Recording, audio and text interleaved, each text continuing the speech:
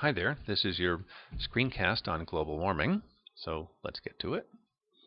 So Mr. Sun will radiate energy in all directions, and it radiates a spectrum of energies from gamma to, it must be very little gamma, to infrared, microwaves, radio waves, etc. The peak is in the visible spectrum, but the majority of the energy is in the infrared spectrum. That's that long tail on the black body curve. So some of these energies will reach the Earth, and some of them will be immediately reflected back out into space.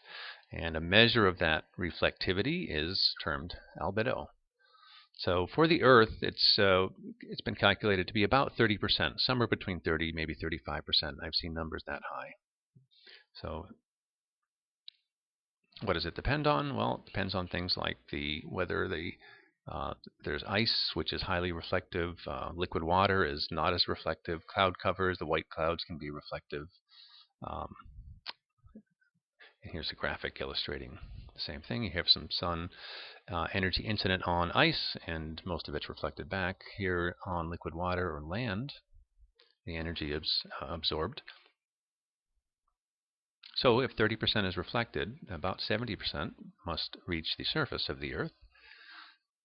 Now that energy is absorbed by the Earth, and it's re-radiated, but in longer wavelengths. So usually in the infrared. So visible light comes in, it's absorbed. Other energies are also absorbed, and it's re-radiated as infrared or heat energy.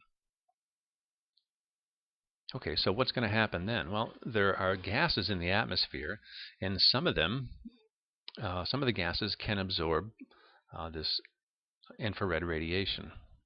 And it is a resonance effect, and there's a great simulation from PhET to show you that. So if I start this, here is, let's take carbon dioxide here. So we have infrared radiation incident on the molecule of carbon dioxide, and you can see that it causes it to vibrate. Some of them get absorbed, the photon of light gets absorbed, and it gets re-radiated. Now some of it gets radiated in the same direction, but not necessarily in the same direction. It could be radiated back down to Earth. So carbon dioxide tends to act like a blanket for infrared radiation. You can see for visible light, carbon dioxide does not absorb that. It just does not match its resonant frequency, or one of its resonant frequencies. Water vapor has no effect on visible light or ultraviolet light. It's too energetic. But infrared,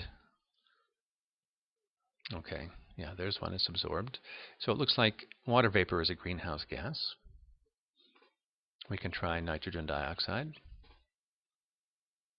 Yes, it looks like nitrogen dioxide resonates in the infrared region, so that's a greenhouse gas. Also looks like it resonates some at visible light. Okay, so this is a neat simulation from PhET. So some of these molecules will resonate, they vibrate, and the temperature increases, and their temperature is a measure of kinetic energy. So if they vibrate faster, their kinetic energy increases. That is, they become hotter, their temperature increases. So we call these greenhouse gases.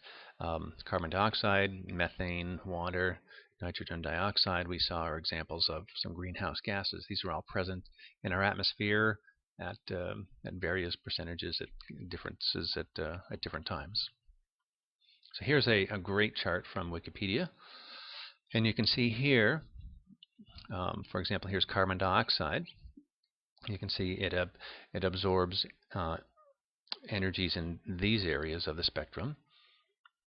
Here's oxygen, ozone, methane, nitrous, and if you add up all of these, you get a spectrum that looks like this.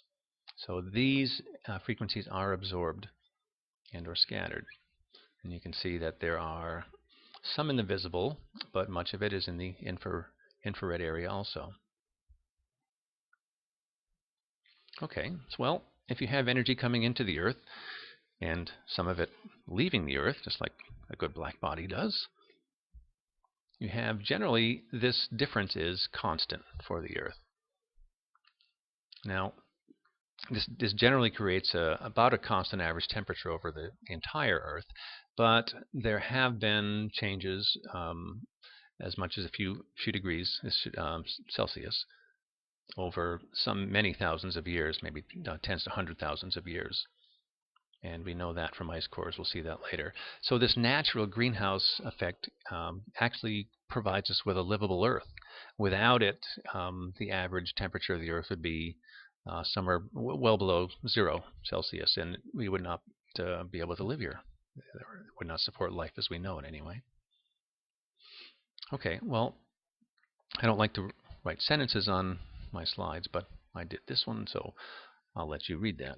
So this is the enhanced greenhouse effect. Now we say most scientists believe that. There are some that don't. But the trend has been lately that the doubters have been coming on to the believers' side, that there is definitely a warming trend going on here, and it seems to be that this effect is due to human activity. Okay, so what could happen? Well, polar ice caps melt. Now, polar ice caps have a high albedo.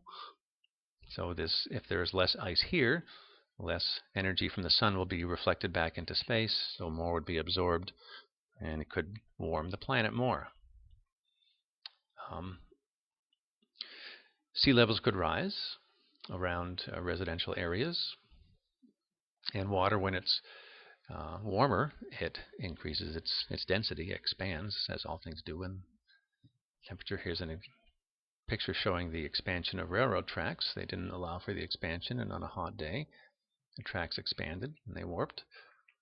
So we have this coefficient of volume expansion, and we can apply that to water. So, for example, the change in the volume is something that depends on this constant times the initial volume, and this is a change in temperature. Sometimes theta is used as a variable symbol for temperature. So let's have an example of that. We have area of the Earth's oceans is this much square kilometers, and the depth is about 4 kilometers. Using this coefficient of expansion, estimate the rise in sea level for temperature increase of 2 Kelvin, and comment on your answer. That is, comment on why your answer is just an estimate.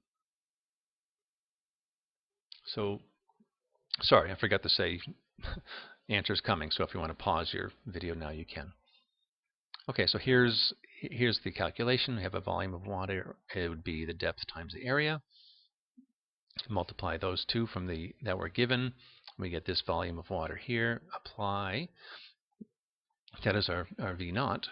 Apply this equation for a change in temperature of 2 Kelvin. And using the given coefficient of volume expansion, we have this much, and this would correspond to a change in height, if you divide by the area, of about 1.5 meters. Now, that seems significant, but there's some serious assumptions there. We have not taken into account any evaporation, which would reduce the volume of water. We're also assuming that this would be a body of water that has perfectly vertical sides to it, but that's not true. If there is, there's going to be a greater area of water, not a constant area of water, if the water levels rise. And we're also assuming the expansion is uniform in all areas, and that's not going to be true.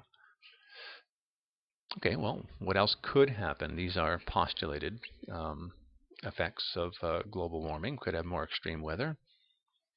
Certainly, long-term climate change is something of concern. And how do we get this? Well, there's data from a proxy of sources: ice cores, tree rings, satellite data, coral growth, fossil records. There are variations of different isotopes. But these, if you have actual data, it tends to give you high confidence in this effect. So here's a picture of an ice core, and here's some data from an ice core, which shows that over, for example, 100,000 years, the temperatures varied maybe as much as 10 or 12 degrees C.